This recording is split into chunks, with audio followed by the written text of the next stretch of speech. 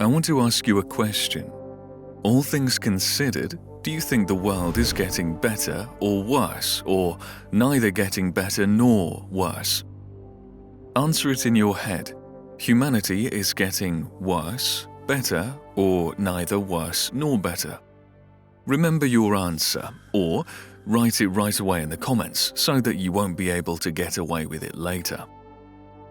I took this question from a major study where they surveyed 18,000 people from different countries. In the end, the French, Germans, Australians, Swedes, Brits, and even Americans answered that the world is getting worse.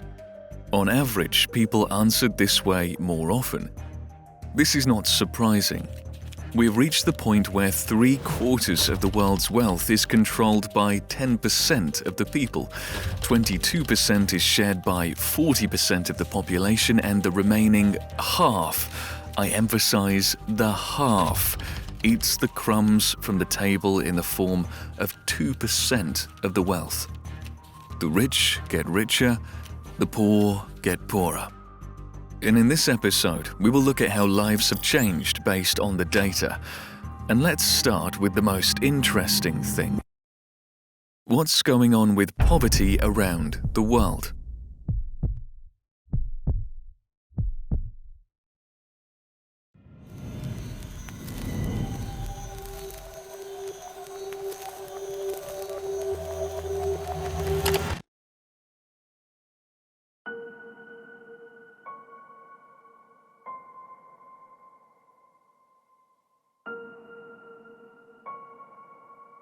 It has appeared that from the inevitable laws of our nature, some human beings must suffer from want.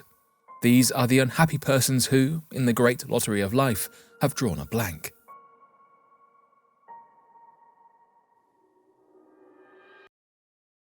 These are the words of the English demographer and economist Thomas Malthus, written in his essay in 1798. Why do we start with the words of his, exactly? Firstly, he reinforces the position that the world is unfair, and with many people being born living in poverty and even starving. Secondly, he's an Englishman and will be using data sets from a sub-Oxford Uni organisation. Thirdly, the Anglo-Saxons meticulously collected data on demography and living conditions, which can be calculated in GDP at current prices. But we will use the value of the international dollar, not to be confused with the US dollar. The international dollar is a reference to the purchasing power in all countries when adjusted for inflation, because money did not appear everywhere in the world at once. You can't put natural exchange into a graph, but at the same time you can if you convert it into a universal figure. Here on the screen, you see the GDP per capita of Great Britain over the medieval period. Its value over 400 years was around 1,500 international dollars. What we find interesting here is this sudden jump in 1348. What do you think made it happen? Has there been a new technology developed, or has there been economic reform? Neither. The Black Death came to England, wiping out about half the country's population in 3 years. And since there is less population, there are more goods per capita. It's simple. Fewer people, fewer claimants for the big pie, which, by the way, Malthus openly wrote about. The number of these claimants would soon exceed the ability of the surplus produce to supply.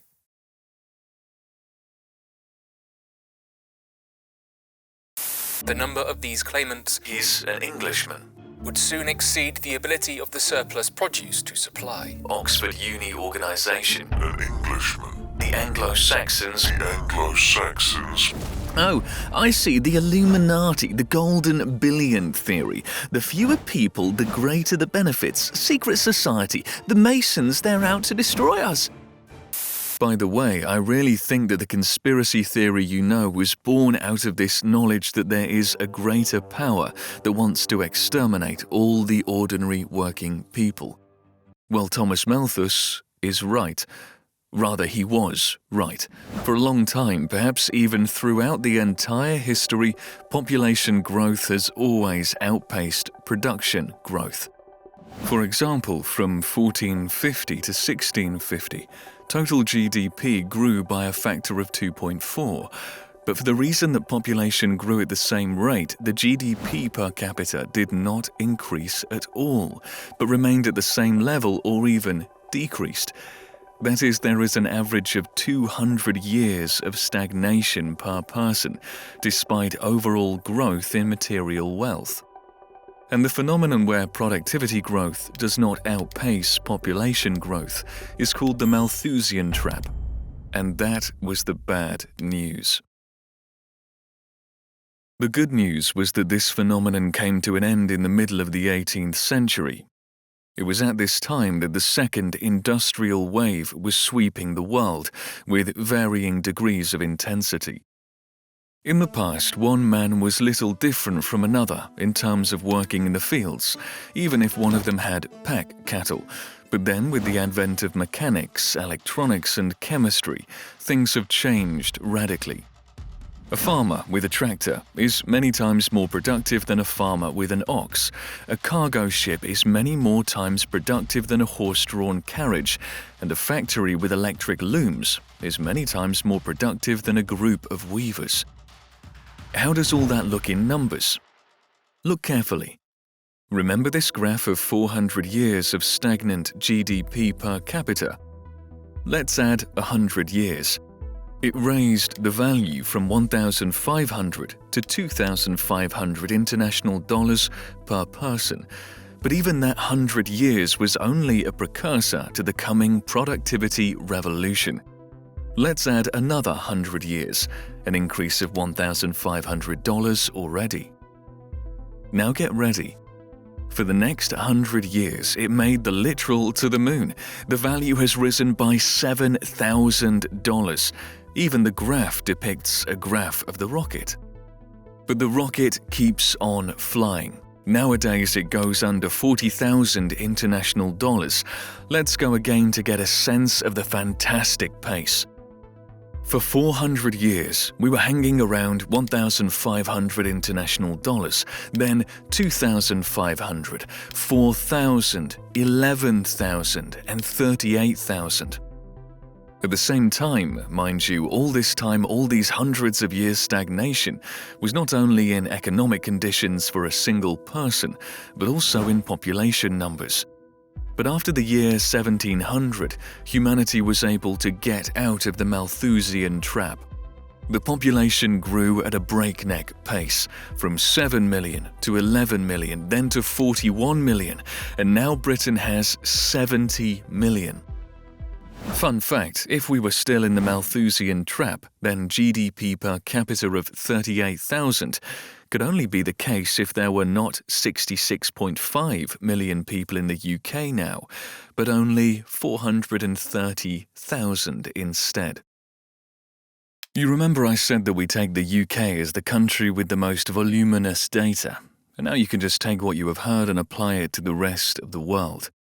GDP per capita has grown everywhere. The US, Canada, Russia, Ukraine, Egypt, Peru, whichever country you take, the world is developing everywhere.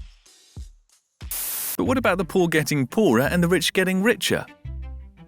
Yes, the number of people living in extreme poverty has been rising for 100 years, but so has the number of people in general.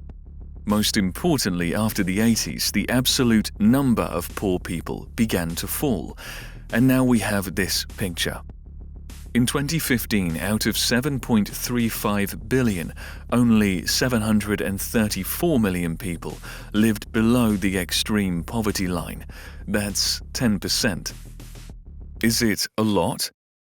Well, in terms of the abstract world with pink unicorns, it's a lot. There shouldn't be poor people at all. Everyone should be rich and happy. But from the point of view of our real world, when just 200 years ago the extreme poor were 90%, now they are 10%. Well, I somehow cannot say that humanity is going somewhere wrong. In fact, even in absolute figures, the situation is magnificent. 965 million in 1820 versus 734 million in 2015. And personally, I am glad that I was lucky enough to be born at a time when humanity managed to get out of the Malthusian trap.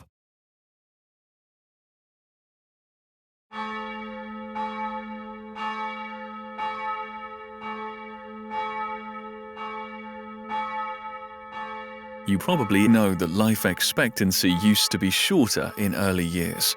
You may have the phrase in your head, in the Middle Ages, a 30-year-old was already considered an old man. I have some bad news.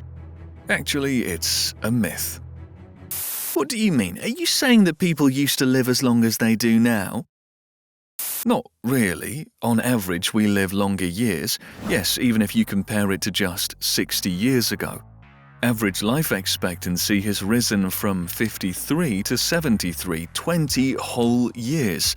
The world has started to live 20 years longer. And going even further back, 2 centuries ago in the 1800s, worldwide life expectancy was around 30 years. Somewhere it was 35, somewhere 26. But after such phrasing, it immediately seems to you that if you had been born at that time, your lifespan would have been limited to 30 years, but that is not actually the case. Life expectancy is the average figure. So, if Joe has lived 5 years and Mike 55 years, the average life expectancy is 30 years. The more Joes there are, the lower the figure. And this is where the first reason for this 30-year-old elders lies. After all, if you were watching this video somewhere around the year 0 of our era, the chance of dying after birth would be 30%. And if your heart is still beating after birth, you would probably end up dead by the time you were 15. Well, not likely, but 50-50.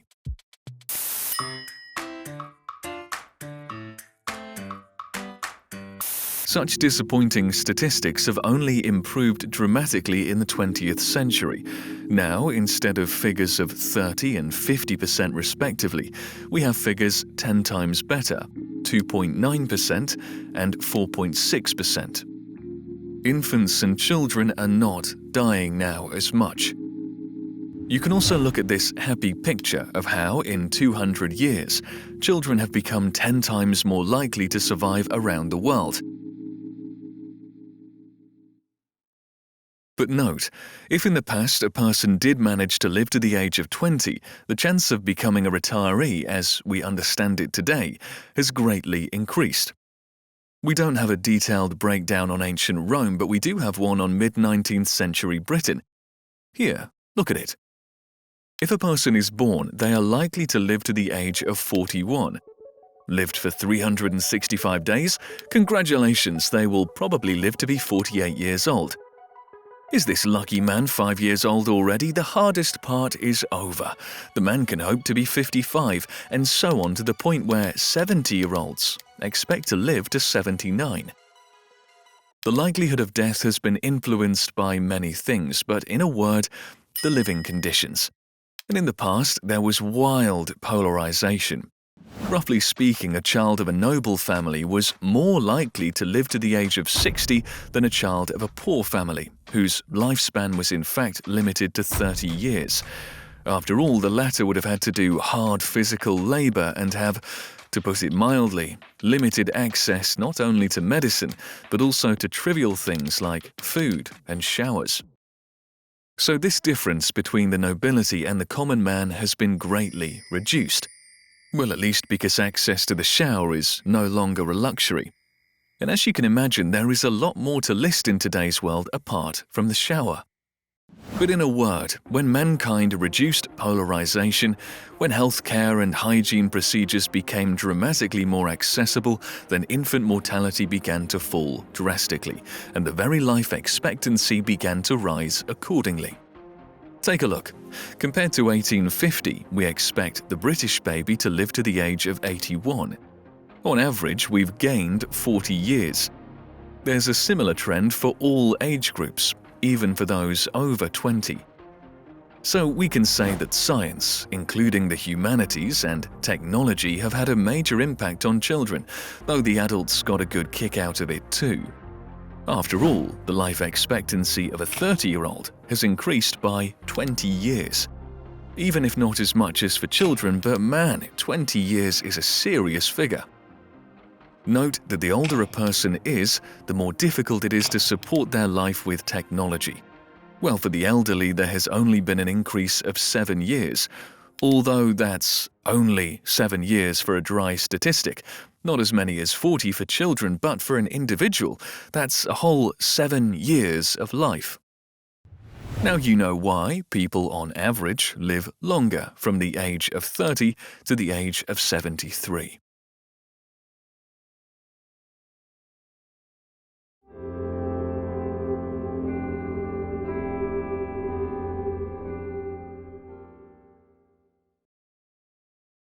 The human nature is such that we pay more attention to negative news. Climate change, global epidemics, financial crises, wars, it all sinks us into a swamp of despair from which it seems we are living in hell and it used to be better. This is where another human trait comes in: idealization of the past, aka nostalgia. Our brains are always pushing out the bad parts of past events, leaving only the good. If you have recently decided to get back together with an ex-partner, you know what I'm talking about. So it turns out that we focus on the negative in the present and only on the positive in the past. That's how our psyche works. It's a phenomenon I experienced when I was making this video. I'll tell you the secret. Before I started writing the script, I found 2 surveys. You remember the first one from the beginning of the episode. There, 18,000 people from various countries were extremely pessimistic about the path of our civilization, the most dissatisfied with the French, where 81% chose the answer getting worse, and the overall picture looks, well, sad. But there are also results that directly contradict the first. 2 years after the first one, there was another large-scale survey with 43,000 participants from 38 countries. There too, they were asked to rate life in the past compared with life in the present. But wow, the results are very different from the previous survey. Negative Swedes, Germans, Australians and Brits went from pessimists to optimists. And for the French and Americans, while remaining rather pessimistic, their depth of pessimism has decreased significantly. And it took me a long time to figure out what it was about. Maybe they were asking very different groups. I even went so far as to look for bias. That is an interest in getting the right results. The first survey is the responsibility of an organization run by American and British investment companies. The second survey is also backed by an American NGO, that is, both are run by reptiloids. But the results are different. Then I looked more closely at the wording of the question. Take a look at how they differ. In the second question, there is a reference to 50 years, and it is this construction that introduces rationalization into our thoughts, where we compare the present with a very specific past. Whereas the first question gives free rein to our imagination to stay in an ideal alternative world of pink unicorns, plus it idealizes the past, so it does not indicate when exactly, and the feeling of "it used to be better" is triggered.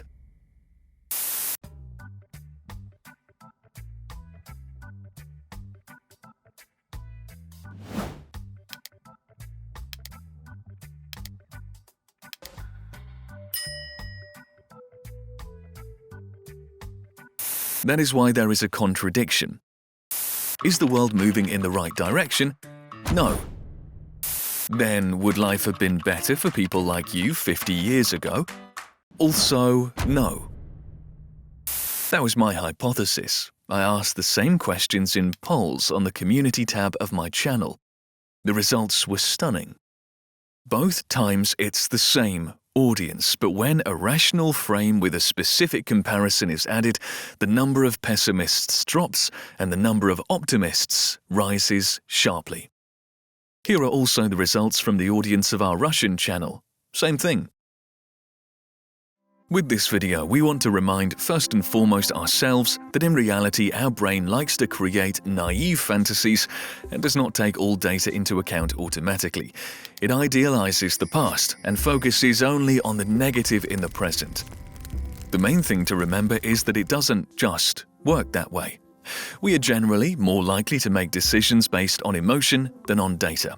So it can happen that some whole nations believe again and again the person who has been deceiving them for 20 years straight. So, make important decisions on the basis of complete data, not emotion. Then life will seem more beautiful. You know who to share this video with. Thank you all for watching, and we pay a special gratitude to our supporters on Patreon. You do make our lives seem more beautiful. And I'm the researcher.